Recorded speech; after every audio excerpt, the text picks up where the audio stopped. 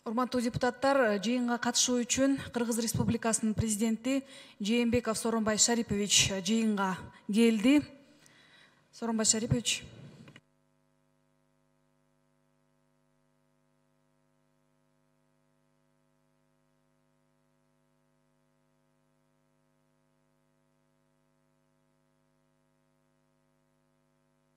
Рахмат, урматтуу депутаттар, орун алсаңыздар.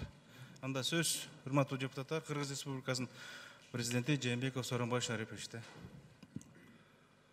Урматтуу мекендештерим, урматтуу депутаттар, кече 7 августта Аламан районунун Койтай айылында Атамбаев Кыргыз Республикасынын Конституциясын жана мыйзамдарын өтө одоно бузду. Аны көрдүңөр, билесиңер. Ок атуучу курал колдонуу менен мыйзамга каршылык көрсөттү. Сиздерге белгилүү болгондой, Кыргыз Республикасынын Жогорку Кеңеши башкы прокуратуранын корутундусун негизинде Атамбаевди экс-президент статусунан ажыраткан. Атамбаевге коюлган айыптар боюнча фактылар кылмыштардын жана бузуулардын бирдиктүү иресине катталып, сотко чейинки өндүрүш башталган.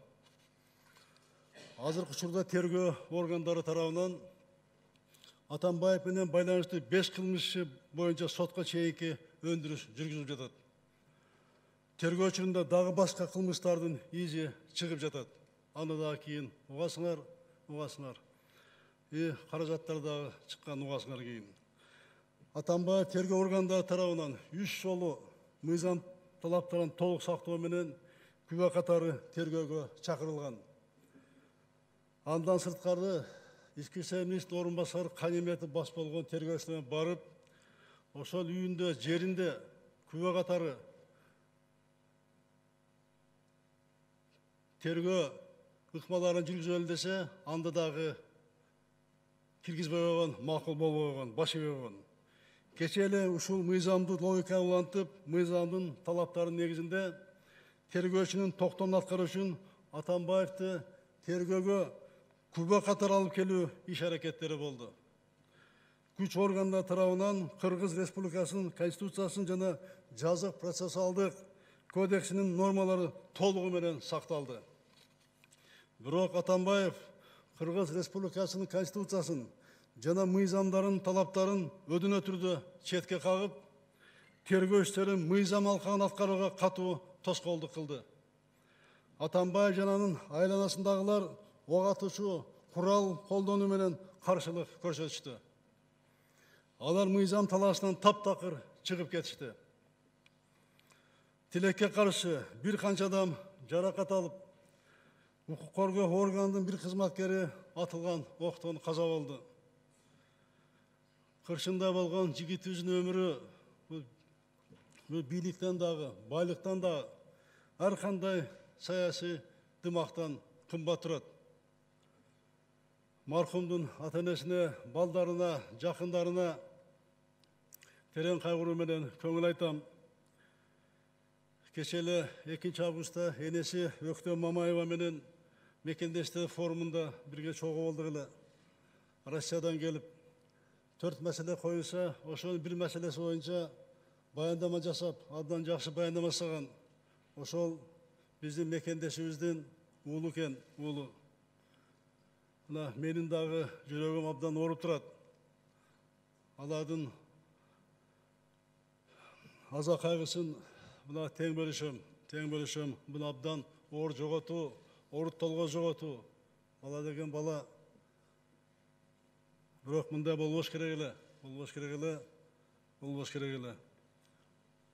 Арты кайрымдуу болсун. Урматтуу депутаттар, Атамбаев алач калбай калды.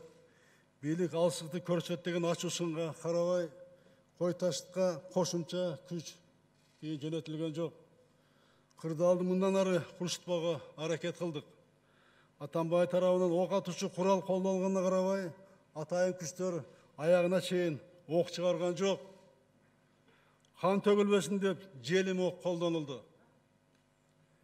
Бийликтин кадырбак төгүлсө дагы мекендештерибиздин каны төгүлбөсүн дедик мекендештерибиздин.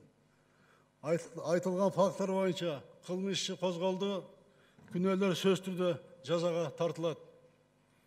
Кечеге чейин Атамбай тергөөгө күбө катары чакырылып келсе, эми ал оор кылмышка шектүү катары чакырылат.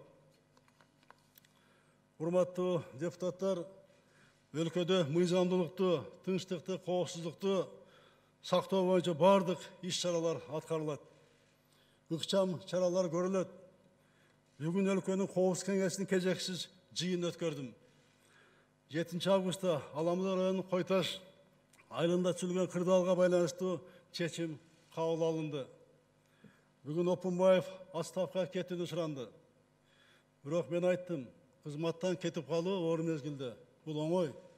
Бул кутулуштун оңой жолу. Азыр кызматтан кетүү эмес, коопсуздукту камсыз кылуу абдан маанилүү.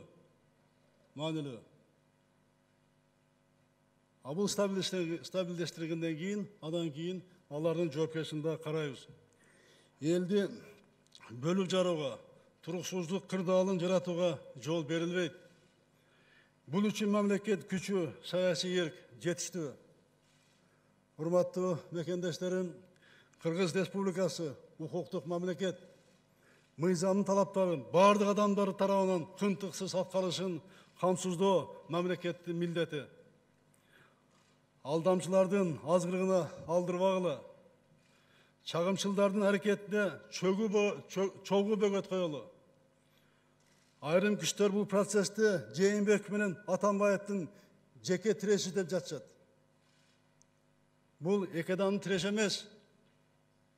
Бул коррупциянын туу чокусу болгон бардык кылмыштуу иштерди ачууга, тергөөнүн мыйзам чегинде таза жүрүшүнө, соттук процесстердин адилеттигин камсыз кылууга каршы жасалып жаткан күрөш. Бул мыйзамдуулук менен өзүн билемдиктин, өз кызыкчылыгын мамлекеттен өйдө коюунун тиреши. Тилекке каршы өлкөбүздүн тарыхында бир нече аттуу баштуу саясатчылар камакка алынган учурлар болду. Баары тең мыйзамга баш ийип, тергөөгө келип, сот өкүмүнө баш ийишкен. Ал эми Атамбаев жеке керт башын ойлоп, тергөөгө баргандан баш тартты. Элди, жарандарды курмандык алып баруудан да кайткан жок.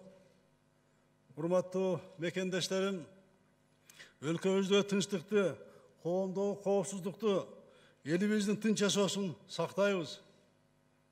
Сактайбыз буюрса, бизнестин корголушун, жеке менчиктин кол тийбестигин камсыз кылабыз. Жарандарыбыз, элибиз кабатыр болбогула. Мамлекеттик бийликке, мыйзамга ишенгиле. Бардык саясий күчтөр биримдикте чогуу бололу. Коомдун ынтымагын, элдин тынчтыгын баарынан жогору баалап, сабырдуу бололу. Урматтуу депутаттар, бүгүнкү жогорку кеңеш трибунасын мага берип, трибуна аркылуу мени кайрылуу жасаганга мүмкүндүк бергендер үчүн мен чоң ыраазычтык билдирем. Мына министрлер премьер баш болуп катышып отурушат азыр. Тиешелүү суроолор болсо жооп беришет. Мен азыркы кырдаалга байланыштуу иштерим абдан көп, түшүнүп турасыңар. Мага уруксат бергиле. Көңүл бурганыңыздарга чоң рахмат. Бирок бирге бололу. Будан чогуу чыгалы, урматтуу депутаттар. Рахмат көңүл бурганыңыздарга. Чоң рахмат.